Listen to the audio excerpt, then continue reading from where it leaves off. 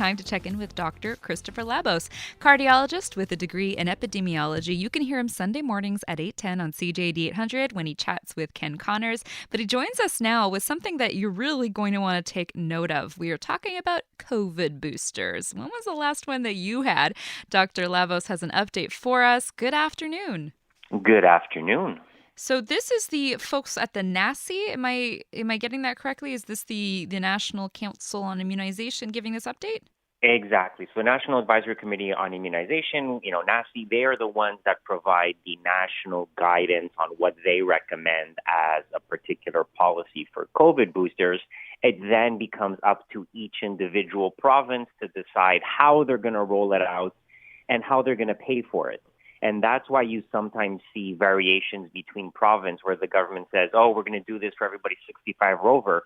They're not technically doing it for everybody 65 and over.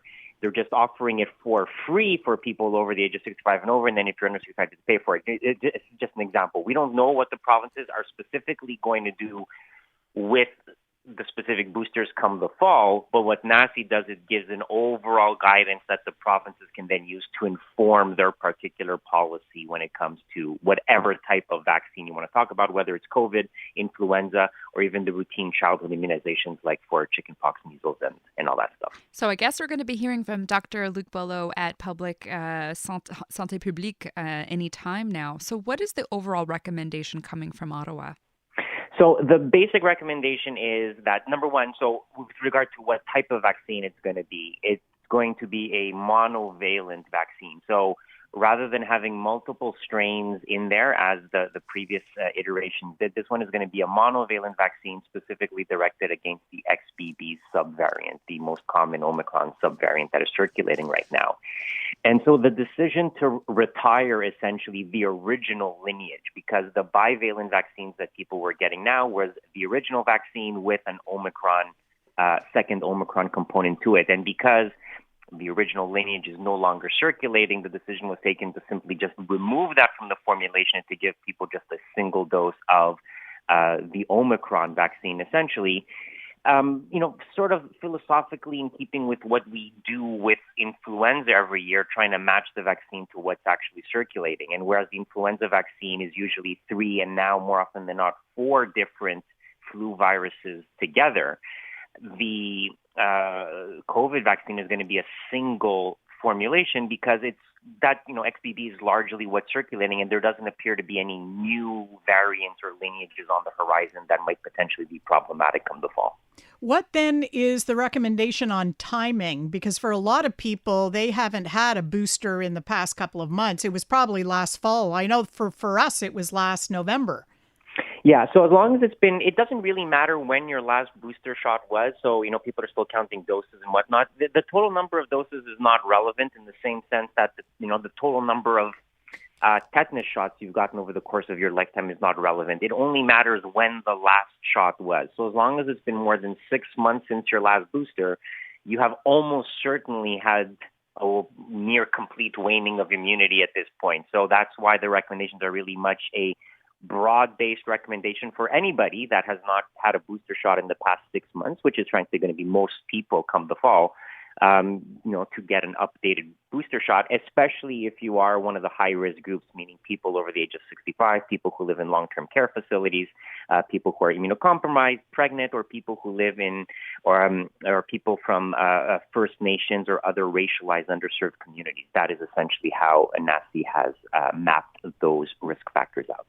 Practically from the point of view of people who are looking ahead and thinking, well, I could get it now because it's been more than 6 months, but should I wait for the fall where I'll be spending more time inside and with other people? Do you get it now or do you wait till the fall? I think you wait for the fall, and I think what you're going to see most likely is sort of a combined rollout of both the influenza and the COVID vaccine in the fall, and possibly also the RSV vaccine as well, if that ends up getting approved and rolled out. There's a good chance that will happen too. And so just in the name of efficiency, what you're probably going to see is a recommendation for people to make one appointment to get all their fall vaccines to protect them against what could potentially be a very bad cold and flu season, somewhat akin to what we saw last fall, because we tend to have short memory spans. We forget how bad things were in the fall last year. There's a very good chance the same sort of thing could happen again, especially if we have COVID, influenza, and RSV circulating at high levels like we did last year. Dr. Christopher Labos is on the line with us here on Montreal Now. Do you think that's going to be like just a day where you maybe book off work and you can get RSV, flu, and COVID all in one shot? Is that maybe not in one shot physically, but you just go and get them all done? That's probably what's going to happen, to be honest with you. And that was actually NACI's recommendation. At the beginning, because, people had very little experience with the COVID vaccine, there was this reticence to give the COVID vaccine on the same day as other vaccines, because when people then got side effects, you wouldn't know what vaccine was causing the side effects, and there was still a need to sort of collect data to see how frequent some of these side effects are. The reality is that the side effects of the COVID vaccine are very much in keeping with the side effects that you would get with the flu vaccine for the most part. So there's a feeling now that just for the sake of efficiency, you can book one appointment and get everything done at the same time. It's not going to make any difference. It's not going to affect the efficacy of the vaccine in any way, and you're probably better off making one appointment and getting everything done rather than having to make 3 separate appointments, because that is time consuming. And the harder you make it for people to do something, the less likely they are to go and do it. Not going to do it. One last quick question for you. We got a text at 514-800. My ex tested positive this morning after a trip overseas last week. It's back. Ugh. Do you predict a COVID rise in the fall as we go back indoors and people come back from their trips? Presumably, most respiratory viruses spread more in the winter than in the summer. Now, that being said, COVID hasn't followed the usual patterns of most respiratory viruses. It doesn't have the same cyclical phenomenon that we've seen before. So we'll see. We don't know. I think most people are assuming that that's likely, but it's possible we'll be surprised. I mean, we will have to, unfortunately, wait and see. And you can get all the developments on that here on CJAD 800 thanks to folks like Dr. Chris Labos. I'm sure we'll be chatting about this again. Thank you so much for your time. My pleasure. You take care.